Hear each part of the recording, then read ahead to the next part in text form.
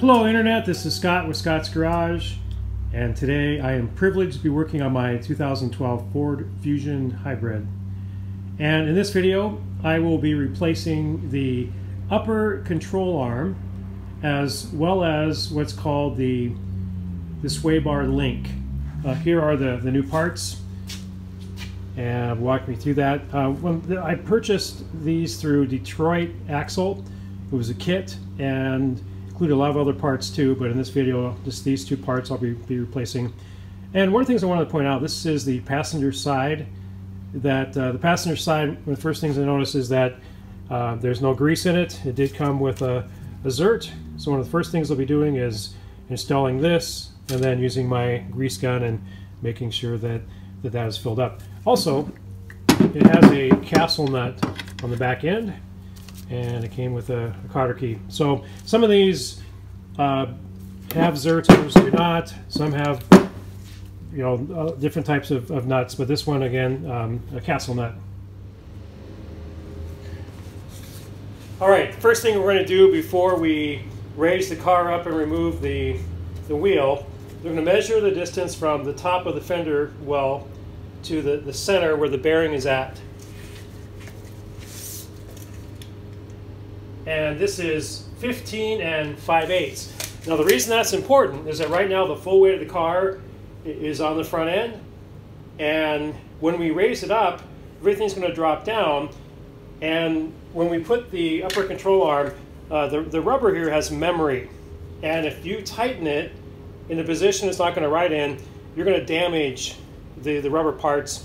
So what we'll do is, once we get to that point and have the new one on, I'll put the jack underneath the knuckle and raise it to that measurement, 15 and 5/8, and then we'll tighten everything. It'll be preloaded then.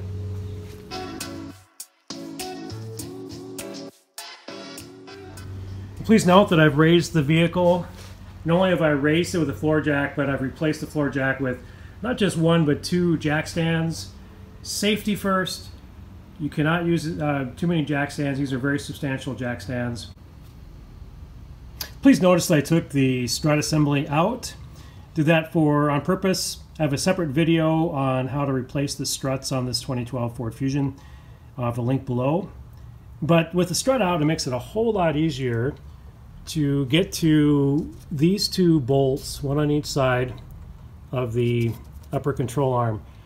And the next thing we're going to do is remove those bolts, as well as this big bolt here. The ones in the back are 14 millimeter, and this big guy here on the ball joint is 17 millimeter. The other thing is, I placed the floor jack now underneath the knuckle. Make sure it's under the knuckle. You don't want it on the disc or anything like that, but firmly under the knuckle. And I didn't raise it up yet, but just enough to hold it where it's at right now. Because what's going to happen is, when we take this nut off, we're going to tap on a hammer, a 4-pound hammer, and it'll come loose and it'll drop down, and I just don't want it to drop too far.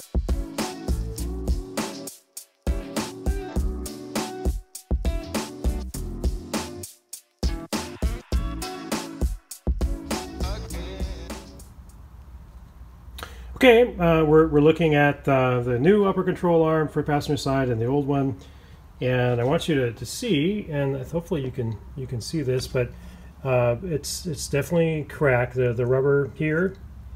So these really are shot, and the good thing we're replacing these. It's cracked on both sides. This is actually worse. You don't want that at all. The other thing is that the ball joint here, I wouldn't say it's totally gone, but it's very close to be. It's way too loose. Now here's the new one. So next thing I'm going to do is put this little Zert in place, and then I'm going to put grease into that, as well as this little linkage as well.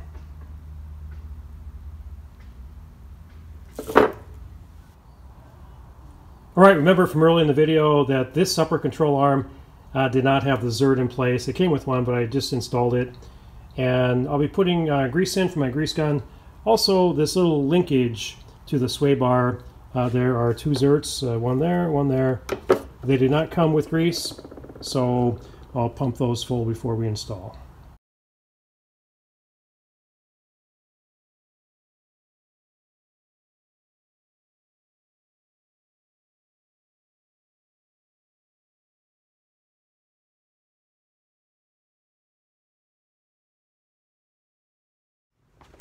Okay, I'm at that point where I need to preload everything before I tighten everything down.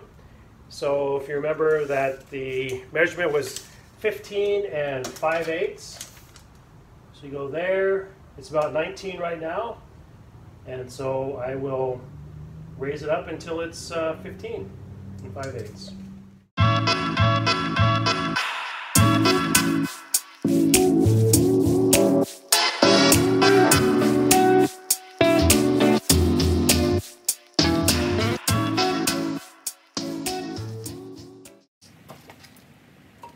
Okay, there it is.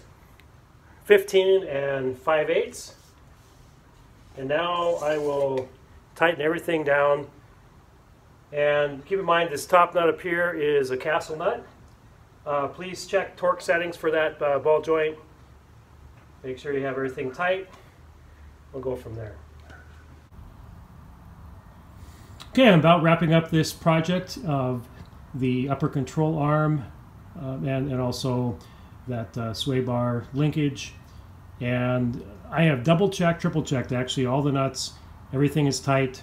Again, the top nut here, the only thing left is that's a castle nut because it looks like castle. And you have to line it up once it's tightened under the correct torque specs.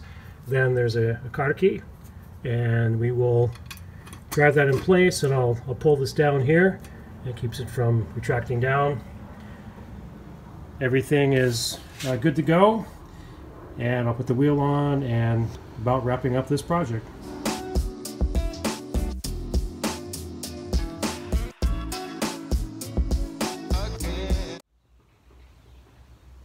Hey, thanks for coming to my channel and watching this video. If you like the video, please hit like. It costs you nothing, but is of great value to me. I am not a professional. I'm simply a backyard mechanic. This literally is my garage, and I do this in my off time. Please also consider subscribing to Scott's Garage. Hit the bell notification. Also, there is a referral link below to the Brave browser. I heard about it several months ago, and I finally downloaded it, followed a referral link a couple months ago. Absolutely love it. It's very safe, very secure. It's an up-and-coming browser, and if you're curious, click on the link below and give it a try. Have a great day.